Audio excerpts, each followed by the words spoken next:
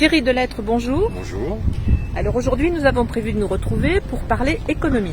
Oui, tout à fait, en tout cas j'espère, parce que c'est le sujet que j'ai préparé. Alors ceci étant, quand on parle économie, on parle aussi social, parce que l'activité économique, les entreprises, c'est aussi l'emploi, le pouvoir d'achat des ménages, et puis les recettes fiscales qui permettent de financer les autres champs de l'action des pouvoirs publics.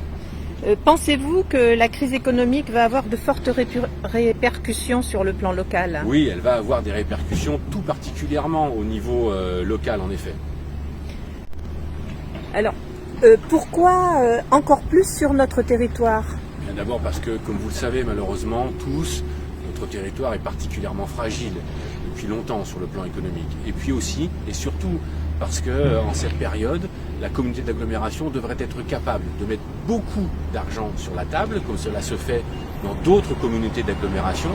Mais comme nous l'avons expliqué depuis un petit moment déjà, la communauté d'agglomération est sans le sou.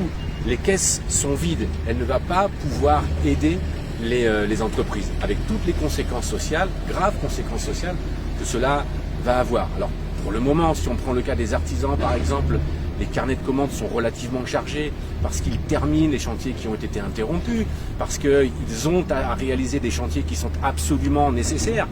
Mais pour la rentrée, les carnets de commandes sont quasiment vides et on imagine que c'est à ce moment-là que les répercussions vont se faire le plus sentir. Et je pense tout particulièrement, en tant qu'enseignant, aux étudiants qui vont débarquer dans ce contexte-là sur le marché de l'emploi et ce sera très difficile pour eux.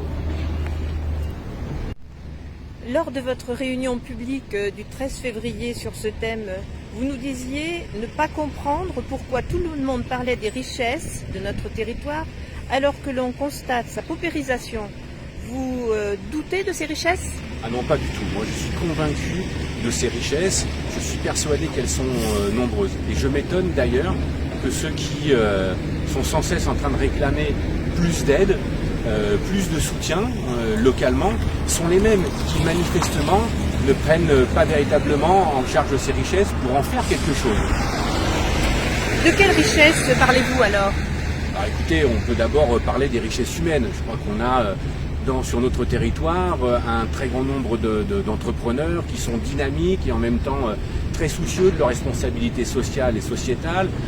Il en va de même d'ailleurs pour les organisations patronales. Et puis il y a cette fameuse proximité qui fait qu'on peut rapidement être en contact, conduire des projets les uns avec les autres, travailler dans un climat de confiance. Cette proximité qui nous lie tous, elle est déterminante du point de vue humain. Vous parlez de ces richesses, mais de quelles richesses disposons-nous? Alors il y a ces richesses humaines, il y a aussi des richesses matérielles, un certain nombre de structures. On sait par exemple que nous disposons d'un très grand nombre de terrains très bien aménagés pour accueillir des entreprises qui n'ont plus qu'à s'installer.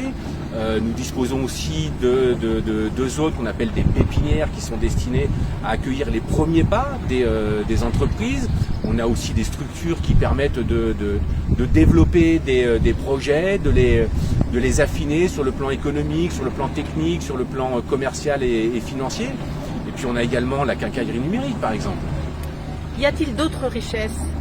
Oui, il y a d'autres richesses. On a de la matière grise, par exemple. Il y a beaucoup d'études supérieures sur Guéret.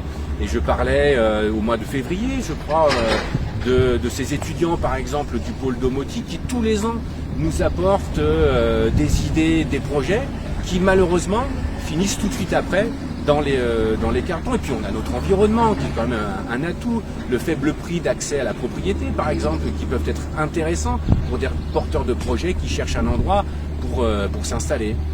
Mais alors, qu'est-ce qui ne va pas? Écoutez, ce qui ne va pas, je crois que c'était essentiellement que on n'a pas envie ou on ne sait pas utiliser ces richesses. On prenait par exemple, c'est assez caricatural, j'en parlais à l'instant, le centre de ressources domotique. Vous entrez dans le centre de ressources domotique, qu'est-ce qu'on vous indique? Deux mots qui sont accolés, pépinière et incubateur. Le problème, c'est que, d'ailleurs, ils sont accolés comme si c'était des synonymes, ce qui n'est pas le cas.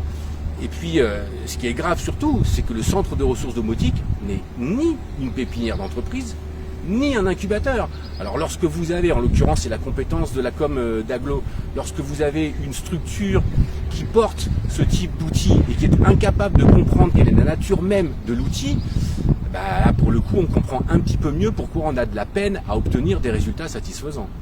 Et la quincaillerie numérique? La quincaillerie numérique, très bien. Alors, je crois qu'elle joue un rôle sur le plan social, en termes d'animation de la vie culturelle, de rencontres. Mais elle doit être engagée de façon plus conséquente sur le développement économique, comme c'est le cas avec ce type d'outils dans toutes les villes-préfectures. Alors donc, selon vous, il est tout à fait possible d'engager une politique dynamique sur le plan économique localement. Mais tout à fait, je le répète, ce ne sont pas les richesses qui manquent. Simplement la capacité, peut-être aussi la volonté de véritablement les mettre en œuvre. Alors je vous propose, si vous le voulez bien, que nous en reparlions demain, lors d'une prochaine vidéo. Très bien, tout à fait. Je vous remercie, je vous souhaite une bonne fin de journée.